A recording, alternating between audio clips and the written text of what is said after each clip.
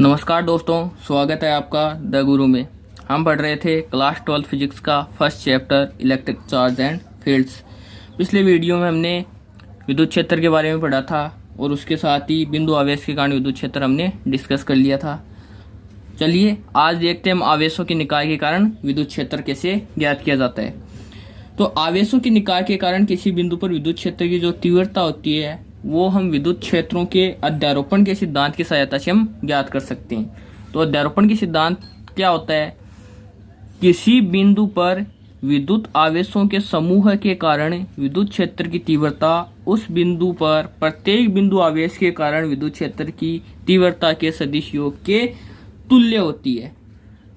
आया समझ में कि किसी बिंदु पर बिंदु आवेश के समूह के कारण विद्युत क्षेत्र की तीव्रता ज्ञात करनी है तो क्या करेंगे, हम उस बिंदु पर प्रत्येक बिंदु आवेश के कारण अलग अलग विद्युत क्षेत्र की तीव्रता ज्ञात कर लेंगे और उनका सदिश योग कर देंगे। अब मान लेते हैं हमारे पास Q1, Q2, Q3 and so on Qn परिमाण के बिंदु आवेश हैं। जैसे ये हो गया Q1, Q2, Q3, इसी तरह Qn, ये हमारे पास बिंदु आवेश हैं और हमें इनके कारण बिंदु P पर कोई आवेश रखा है Q0। इस पर विद्युत क्षेत्र की तीव्रताएं ज्ञात करनी है, जो हम मान लेते हैं Q1 के कारण है E1 वेक्टर, Q2 के कारण E2 वेक्टर, Q3 के कारण E3 vector and so on, और Qn के कारण हमारे पास है En वेक्टर। ओके, तो हमें ये सारी तीव्रताएं ज्ञात करनी है, या हम बोल दें कि इन सारे आवेशों के कारण बिंदु P पर परिणामी तीव्रता में ज्ञात करनी है। तो हम क्या करेंगे, अलग अलग आवेशों के कारण बिंदु P पर तीव्रताएं ज्ञात कर लेंगे और उनका सदिश योग कर देंगे। तो ये हमारे पास ये कोई निर्देश तंत्र है जिसमें हमने आवेश ले रखे हैं Q1, Q2 और Qn। Q1 का स्थिति सदिश R1 वेक्टर, Q2 का स्थिति सदिश R2 वेक्टर, इसी तरह Qn का स्थिति सदिश Rn वेक्टर। ये बिंदु P पर कोई आवेश Q0 रखा है जिसका हम स्थिति सदिश मान रहे हैं R वेक्टर। Q1 और Q0 के बीच की दूरी है R01 वेक्टर, Q2 और Q0 के बीच की दूरी है R02 वेक्टर एंड Qn और Q0 के बीच की दूरी है R0n वेक्टर। ओके, अब Q1 के कारण Q0 पर विद्युत क्षेत्र की तीव्रता हमने मान ली E1 वेक्टर, Q2 के कारण मान ली E2 वेक्टर, Qn के कारण मान ली En वेक्टर।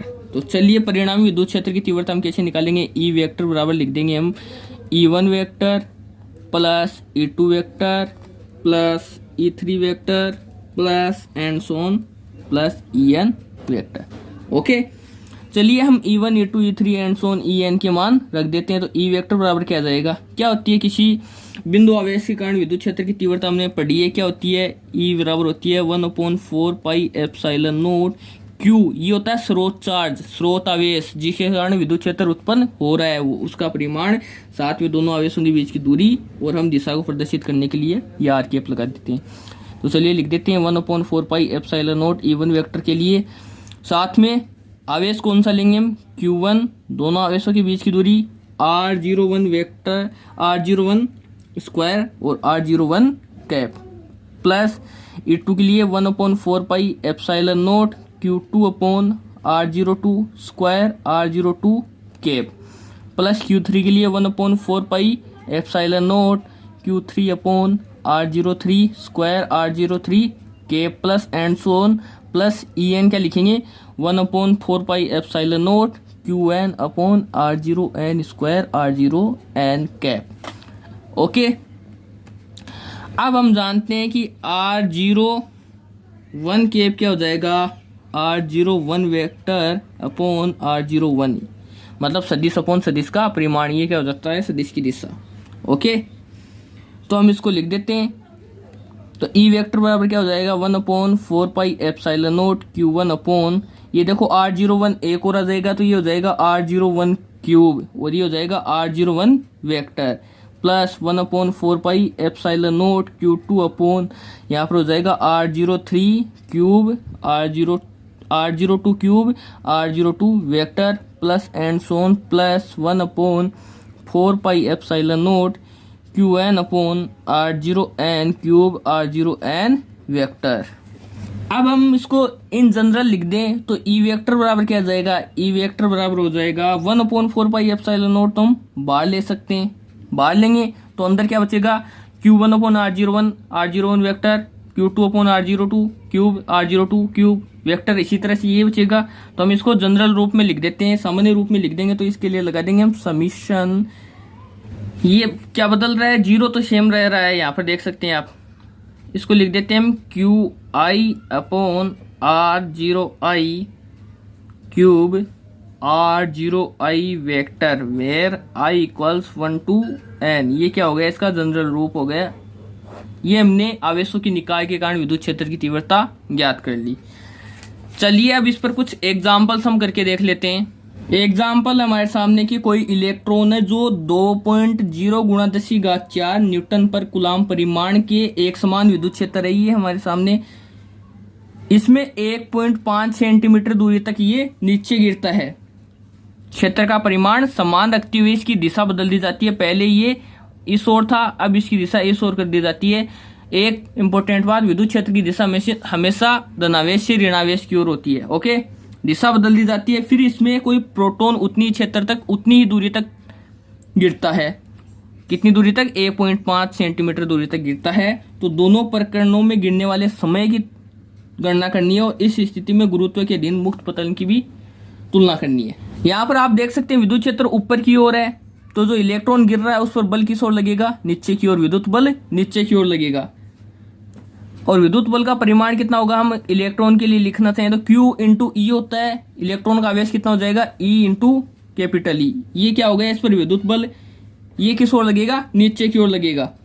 तो इलेक्ट्रॉन का त्वरण निकालना चाहिए हम गति के द्वितीय नियम से। तो हम जानते हैं F बराबर क्या होता है, ma। तो A बराबर क्या हो जाएगा, F/m।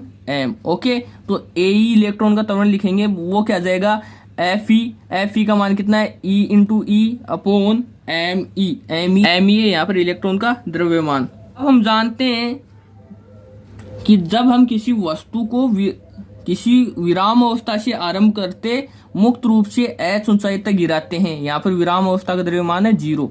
ओके, तो h दूरी का तय करने में वस्तु को लगा समय ज्ञात करते हैं गति के द्वितीय समीकरण से। कैसे ज्ञात करते हैं, s बराबर ut + ½ at² से। तो s का मान है, s बराबर u का मान 0, तो ut का मान भी 0 हो जाएगा, प्लस ½ at²। तो t का मान क्या आता है, √2h/a।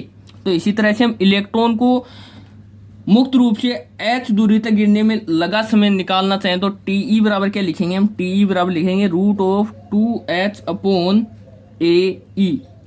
AE का मान कितना हो जाएगा, EE/me। चलिए इन सब का मान देख लेते हैं क्या होगा। E का मान कितना होता है, 1.6 × 10⁻⁻19 कूलाम। Me का मान होता है 9.1 × 10⁻31 किलोग्राम। ओके, E का मान हमें दे रखा है 2.0 × 10⁴ न्यूटन पर कूलाम। साथ में H का मान है 1.5 सेंटीमीटर। इसको हम चेंज कर लेते हैं, मीटर में तो लिख देंगे 1.5 × 10⁻² मीटर। तो इन सब का मान रखेंगे और सोल्व करेंगे तो TE का मान आएगा 2.9 × 10⁻⁻9 सेकेंड। ये आ जाएगा TE का मान। ये इलेक्ट्रॉन के h ऊंचाई से गिरने का समय आ गया। अब प्रोटॉन के लिए याद कर लेते हैं। अब आप यहाँ पर देख सकते हैं विद्युत क्षेत्र की दिशा इस ओर है।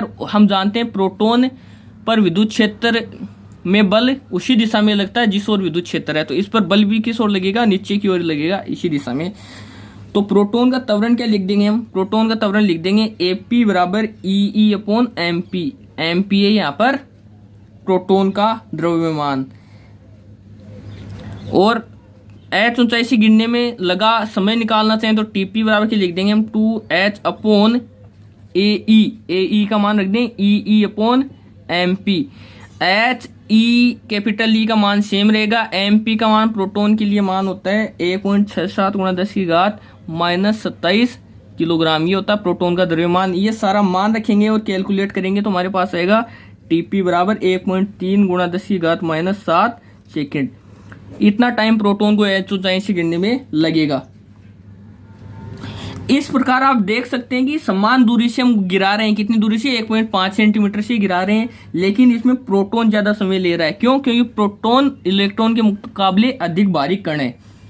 और अगर इसकी तुलना गुरुत्व के अधीन मुक्त पतन से करना चाहें तो गुरुत्व के अधीन मुक्त पतन में क्या होता है, समय वस्तु के द्रव्यमान पर निर्भर नहीं करता है। और हमने यहाँ पर क्या किया है, पतन का समय परिकलित करने में हमने गुरुत्वीय त्वरण की अपेक्षा की है ना। अगर मुक्त रूप से गिरता है तो उस पर गुरुत्वीय त्वरण भी लगता है, लेकिन हमने यहाँ पर गुरुत्वीय त्वरण तो लिया ही नहीं है। क्यों नहीं लिया है, इसको देखने के लिए हम प्रोटॉन का त्वरण ज्ञात करके देख लेते हैं। प्रोटॉन का त्वरण यहाँ से निकालेंगे, इन सब का मान रखेंगे। ई का मान 1.6 गुणा 10 की घात -19, कैपिटल ई का मान 2.0 गुणा 10 की घात 4 अपॉन एम पी का मान 1.67 गुणा 10 की घात -27। तो एपी का मान आता है 1.9 गुणा 10 की घात 12 मीटर पर सेकंड स्क्वायर, जो क्या है बहुत ज्यादा है। और हम जानते हैं जो गुरुत्वीय त्वरण जी का मान होता है वो क्या है 9.8 मीटर प्रति सेकंड स्क्वायर। तो ये इसकी तुलना में तो स्मॉल जी का मान नगण्य ही है, इसलिए यहाँ पर हमने गुरुत्वीय त्वरण के प्रभाव की उपेक्षा कर दी है। ओके, चलिए अब एक अगला क्वेश्चन देख लेते हैं। हमारे सामने Q1 और Q2 दो चार्ज दिए गए हैं जिसके परिमाण है 10 + 10 की घात -8 कूलाम, और इस Q2 का परिमाण है -10 की घात -8 कूलाम। ओके, एक दूसरे से ये 0.1 मीटर की दूरी पर रखें और हमें चित्रानुसार स्थिति A, B और C पर विद्युत क्षेत्र की तीव्रता ज्ञात करनी है। चलिए, ये मध्य बिंदु पर रखा है तो ये दूरी कितनी हो जाएगी 0.05 मीटर हो जाएगी। इसी तरह से ये भी दूरी 0.05 मीटर हो जाएगी। अब हम ए पर विद्युत क्षेत्र की तीव्रता ज्ञात कर लेते हैं। आप देख सकते हैं Q1 आवेश के कारण ए पर विद्युत क्षेत्र की तीव्रता इस ओर होगी, इस ओर ही होगी, जिसको हम E1A से प्रदर्शित कर रहे हैं। E1A बराबर कितना आ जाएगा KQ/R²। K का मान कितना है 9 गुणा 10 की घात 9 गुणा Q का मान कितना है हमारे पास 10 की घात -8/R²। दोनों के बीच की दूरी कितनी है 0.05 इसका होल स्क्वायर, और इसको हल करने पर आता है हमारे पास 3.6 गुणा 10 की घात 4 न्यूटन पर कूलाम। अब इसी तरह से आप देख सकते हैं जो Q2 आवेश है ये क्या करेगा, इसको अपनी ओर आकर्षित करेगा, तो इसके कारण विद्युत क्षेत्र की तीव्रता भी किस ओर होगी, इसी ओर होगी, दाईं ओर ही होगी। तो हम इसको लिख दे सकते हैं E2A। E2A आप देख सकते हैं Q1 और Q2 का परिमाण समान है और इन दोनों बिंदुओं के बीच की दूरी भी समान है, तो E2A बराबर भी कितना आएगा 3.6 गुणा 10 की घात 4 न्यूटन पर कूलाम। अब ये E1A और E2A दोनों एक ही दिशा में, तो परिणामी EA कितना आ जाएगा, दोनों को जोड़ दो तो ये हो जाएगा E1A प्लस E2A बराबर कितना हो जाएगा, जोड़ने पर 7.2 गुणा 10 की घात 4 न्यूटन पर कूलाम। ये आ गया ए पर विद्युत क्षेत्र की तीव्रता। अब बिंदु बी पर ज्ञात करना चाहें तो आप देख सकते हैं एक के कारण विद्युत क्षेत्र की तीव्रता कि कहाँ होगी, बाईं ओर होगी। कहाँ होगी, बाईं ओर होगी।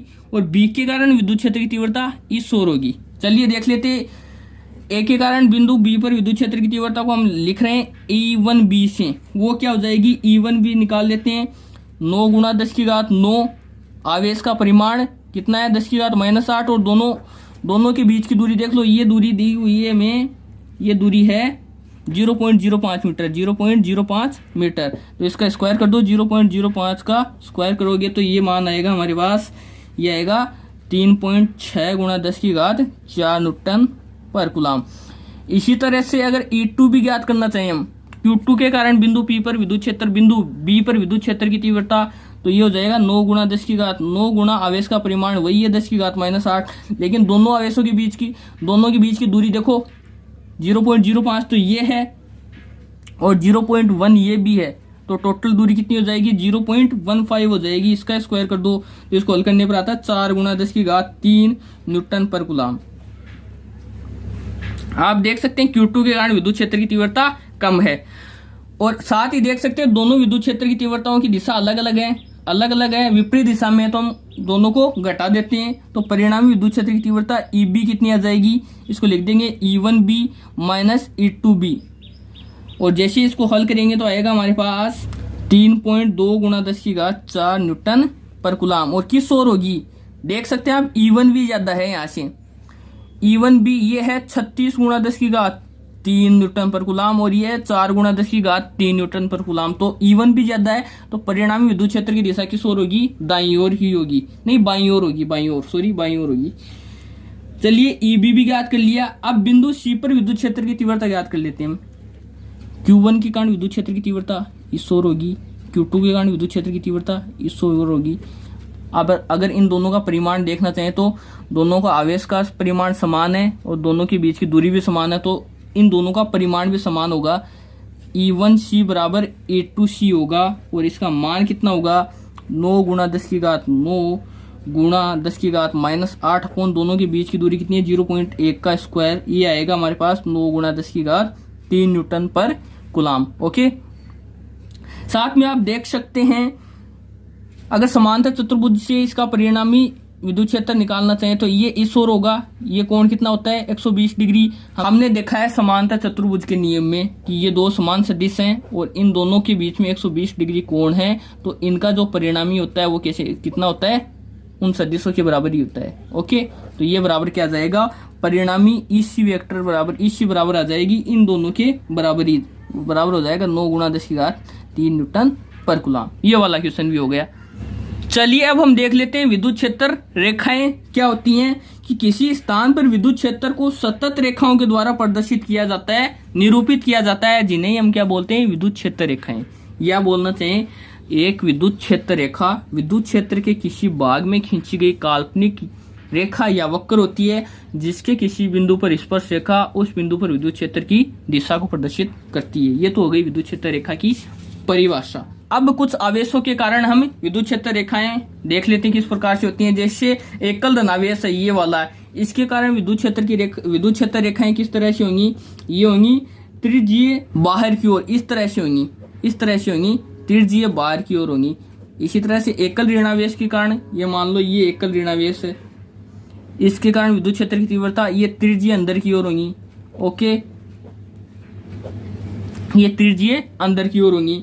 साथ में अगर सजातीय आवेशों के समान प्रकृति के आवेश हैं उनके चारों ओर विद्युत क्षेत्र रेखाएं पारस्परिक प्रतिकर्षण को दर्शाती हैं। जैसे कि हमारे पास दो आवेश हैं, ये प्लस और ये वाला भी प्लस, इनके कारण अगर विद्युत क्षेत्र रेखाएं हम दर्शाना चाहें तो किस तरह से होंगी। प्लस के कारण बाहर की ओर होती हैं, ऐसे इस तरह से ये परस्पर प्रतिकर्षण को दर्शाती हैं।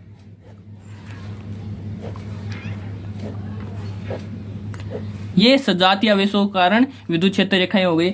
इसी तरह से विजातीय आवेशों के कारण जो विद्युत क्षेत्र रेखाएं होंगी वो एक दूसरे के मध्य आकर्षण को दर्शाती हैं, जैसे आप देख सकते हैं। और हम जानते हैं कि जो विद्युत क्षेत्र रेखाएं होती है वो प्लस से स्टार्ट होती है और माइनस पर एंड होती है, तो इसके कारण विद्युत क्षेत्र रेखाएं इस तरह से होंगी, ये एक दूसरे के मध्य आकर्षण को दर्शाएंगी। आप देख सकते हैं ये इस तरह से होती है, प्लस से स्टार्ट हो रही हैं और माइनस पर एंड हो रही हैं, ये इस तरह से हो जाएंगे। अब हम विद्युत क्षेत्र रेखाओं के कुछ गुणधर्म देख लेते हैं क्या होते हैं। एक तो विद्युत क्षेत्र रेखाएं धनावेश से प्रारंभ होती हैं और ऋणावेश पर समाप्त होती हैं, और यदि एकल आवेश है, एक ही आवेश है, तो ये अनंत से प्रारंभ होकर अनंत पर ही समाप्त हो सकती हैं। दूसरी, किसी आवेश में क्षेत्र रेखाओं को ऐसे सतत वक्र माना जाता है जो कहीं टूटते नहीं है, अर्थात इसके किसी बिंदु पर खींची गई स्पर्श रेखा उस बिंदु पर विद्युत क्षेत्र की दिशा तथा इस कारण उस बिंदु पर रखे एकांक धनावेश पर लगा रहे बल की दिशा को बताती है। यानी कि कोई ये मान लो ये हमारे पास विद्युत क्षेत्र रेखा है, ये इस दिशा में है, तो अगर इसके किसी बिंदु पर हम कोई स्पर्श रेखा खींचते हैं तो ये किसको व्यक्त करेगी, विद्युत क्षेत्र की तीव्रता को व्यक्त करेगी। इसी तरह से इस बिंदु पर इस पर रेखा खींचे तो ये विद्युत क्षेत्र की तीव्रता को व्यक्त करेगी। या फिर अगर यहाँ पर हम कोई एकांक धनावेश रखते हैं तो ये इस बिंदु पर इस पर लगने वाले विद्युत बल को प्रदर्शित करती है। ठीक है, अगला गुणधर्म होता है किसी आवेश से प्रारंभ अथवा समाप्त होने वाली बल रेखाओं की संख्या उस आवेश के परिमाण के समानुपाती होती है। यानी कि अगर कोई आवेश अधिक परिमाण वाला है तो उससे अधिक विद्युत रेखाएं निकलेंगी और कम परिमाण वाला है तो उससे निकलने वाली विद्युत रेखाओं की संख्या कम होगी। अगला गुणधर्म है किसी क्षेत्र पर किसी बिंदु पर क्षेत्र के अभिलंबवत रखे एकांक क्षेत्रफल से गुजरने वाली क्षेत्र रेखाओं की संख्या उस बिंदु पर क्षेत्र की तीव्रता के समानुपाती होती है। यानी कि इसका मतलब है यदि क्षेत्र रेखाएं पास पास हो तो विद्युत क्षेत्र प्रबल होता है और जब ये दूर दूर हो तो क्षेत्र दुर्बल होता है। जैसे कि एग्जाम्पल देख सकते हैं, ये हमारे पास कोई अनुप्रस्थ काट क्षेत्रफल है, इससे कुछ विद्युत क्षेत्र रेखाएं गुजर रही हैं और एक ये अनुप्रस्थ काट क्षेत्रफल है, एक ये अनुप्रस्थ काट क्षेत्रफल है। आप देख सकते हैं कौन से, इसको ए नाम दे देते हैं, इसको बी और इससे सी। और अगर हम विद्युत क्षेत्र की तीव्रता का ऑर्डर लिखना चाहें तो आप बता सकते हैं ई ए ई बी और ई सी क्षेत्र की तीव्रता का ऑर्डर आप बता सकते हैं। यहाँ से हम जानते हैं कि जहां पर विद्युत क्षेत्र रेखाएं पास पास होंगी वहां पर विद्युत क्षेत्र प्रबल होगा। तो पास पास कहां पर है, यहाँ पर है, तो ई ए ज्यादा होगा। फिर बी से देख सकते हैं, यहाँ से 2 गुजर रही है, यहाँ से 1 गुजर रहा है, तो ई बी ग्रेटर देन ई सी होगा। ओके, अगला गुणधर्म है कि 2 विद्युत रेखाएं कभी भी एक दूसरे को काटती नहीं है। क्यों? यदि काटेंगी तो जो प्रतिच्छेद बिंदु होगा उस पर विद्युत क्षेत्र की 2 दिशाएं होंगी, जो संभव नहीं है। जैसे कि हम देखना चाहें तो ये हमारे पास मान लिया ये दोनों विद्युत क्षेत्र रेखाएं एक दूसरे को प्रतिच्छेद कर रही हैं, और हम जानते हैं कि विद्युत क्षेत्र रेखाओं पर खींची गई स्पर्शिका विद्युत क्षेत्र की दिशा को बताती है। तो यहाँ पर अगर इस बिंदु पर हम देखना चाहें तो एक स्पर्शिका ये हो जाएगी और एक स्पर्शिका ये हो जाएगी। इस बिंदु पर विद्युत क्षेत्र की 2 दिशाएं आई हैं जो कि संभव नहीं है। अतः विद्युत क्षेत्र रेखाएं कभी भी एक दूसरे को प्रतिच्छेद नहीं करती हैं। अगला गुणधर्म है कि जो विद्युत क्षेत्र रेखाएं होती है वो कभी भी बंद लूप का निर्माण नहीं करती हैं, कि ये नहीं हो सकता विद्युत क्षेत्र रेखाएं जहां से प्रारंभ हुई हैं वहीं पर ही समाप्त हो जाए, ये बंद लूप का निर्माण नहीं करती हैं। और एक लास्ट गुणधर्म है कि जो विद्युत बल रेखाएं होती हैं वो किसी समविभव पृष्ठ के सदैव लंबवत होती हैं। समविभव पृष्ठ क्या है ये हम आगे देखेंगे थोड़ा।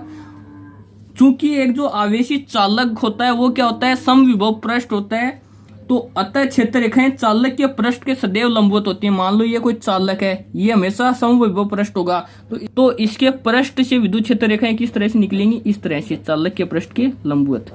ओके, ये हो गई अपनी विद्युत क्षेत्र रेखाएं। आज के लिए इतना ही, अगले वीडियो में फिर से मिलेंगे, तब तक के लिए पढ़ते रहिए। धन्यवाद।